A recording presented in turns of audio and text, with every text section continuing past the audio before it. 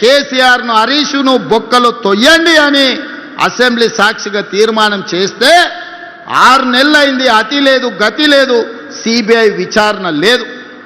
మరి దేశ ప్రధానమంత్రి అమిత్ షా గారు కాళేశ్వరాన్ని ఏటీఎంగా మార్చుకొని 1000 కోట్లు కేసీఆర్ కొల్లగొట్టిందని చెప్పినప్పుడు విచారణ చేసి బొక్కలేమని మీకే కదా మేము అధికారం ఇచ్చింది. మీరు ఎందుకు వాళ్ళ మీద కేసు పెట్టలేదు? దీని వెనకాల ఉన్న మర్మమేంది, మాయేంది అని చెప్పి నేను ఇవాళ బీజేపీ వాళ్ళని అడుగుతున్నా.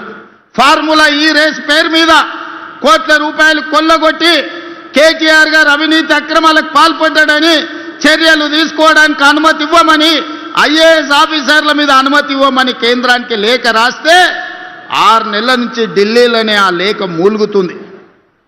ఒక పక్కన కాళేశ్వరంలో కేసీఆర్ హరీష్ను, ఫార్ములా ఈ రేసు కార్ల కుంభకోణంలో కార్ పార్టీ కేటీఆర్ను కాపాడుతున్నది బీజేపీ వాళ్ళు కాదా? ఇవాళ బీజేపీ బీఆర్ఎస్ బంధం రేపు మున్సిపల్ ఎన్నికలలో కూడా ఉంటుంది.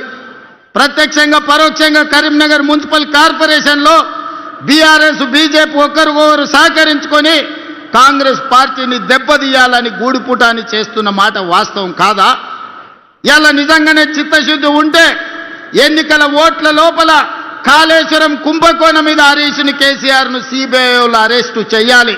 ఫార్ములా ఈ రేసులో కేటీఆర్ను అరెస్టు చేసిన తర్వాతనే బీజేపీలు తెలంగాణ రాష్ట్రంలో ఓట్లు అడగాలి.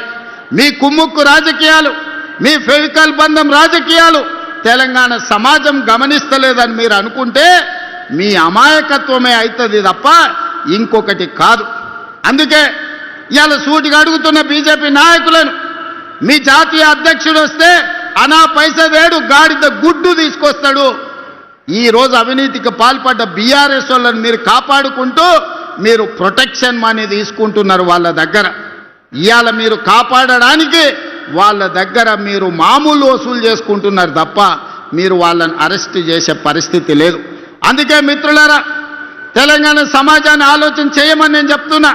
ఇవాళ బీజేపీ బీఆర్ఎస్ వాళ్ళు చీకటి ఒప్పందంలో భాగంగా కాంగ్రెస్ పార్టీని దెబ్బతీయాలని చూస్తున్నారు. 2 ఏళ్లలో మీరేం చేసిండ్రని మమ్మల్ని అడుగుతారు.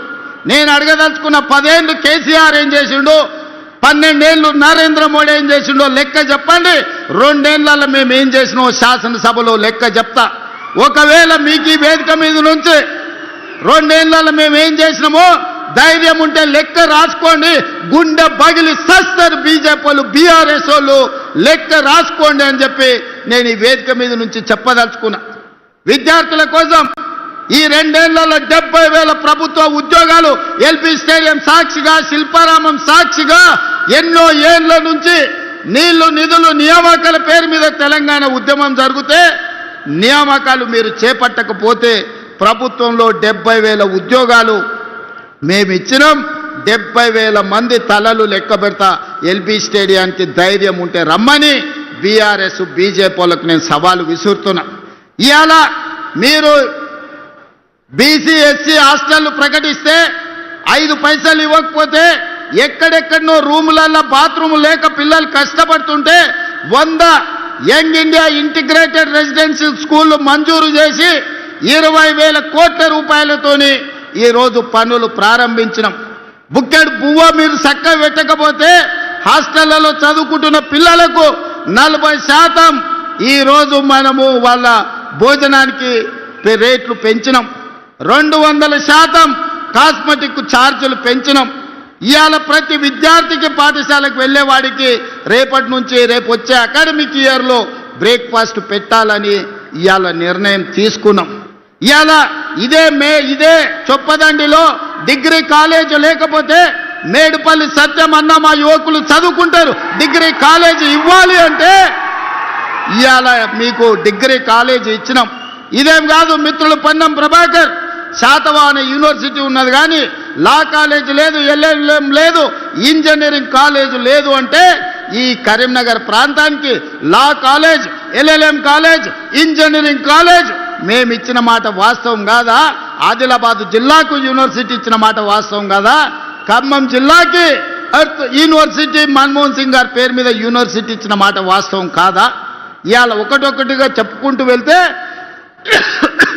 ఎన్ని కాలేజీలు ఇచ్చినామో మొత్తం నేను లెక్క చెప్తా. పిల్లల కష్టాలు తీర్చడానికి శత విధాల ప్రయత్నం చేస్తున్నాం. నిరుద్యోగ యువకులకు 70